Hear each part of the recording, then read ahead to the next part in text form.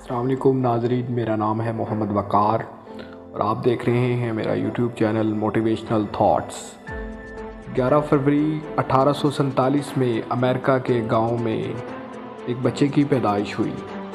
उसके वालिदैन ने उसे स्कूल में दाखिल कराया, मगर चंद दिन बाद इस बच्चे को स्कूल से निकाल दिया गया और साथ ही उसे एक लेटर दिया गया। वो घर आया और अपनी अम्मी को लेटर दिया और पढ़ने को कहा।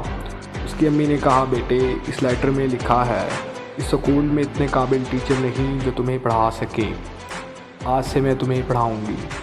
इसके बाद उसकी माँ ने उसे पढ़ाना शुरू किया। उसे ज़िंदगी में बहुत सी मुश्किलात का सामना करना पड़ा। 12 साल की उम्र में उसने अखबार बेचे, मगर वो हालात से लड़ता रहा। उसने हिम्मत नहीं हारी। इसके बाद वो न्यूयॉर्क चला गया। वहाँ उसने एक लेबॉरेटरी बनाई और दिन रात तजर्बात किए। बिलाखिर लाइट बल्ब ईजाद किया। वो लाइट बल्ब बनाने में 10,000 मरतबा, जी हाँ 10,000 मरतबा नाकाम हुआ, मगर उसने हिम्मत नहीं हारी और लाइट बल्ब बनाकर ही दम लिया। दुनिया को रंगीन बनाने वाले साइंसदान को थॉमस एडिसन के नाम से याद किया जाता है। नाज़रीन, थॉमस एडिसन कई सालों बाद अपने पुराने घर लौटता है। उसने एक संदूक खोली और इस संदूक में उसकी नज़र एक लेटर पर पड़ी जो उसे स्कूल की तरफ से दिया गया था।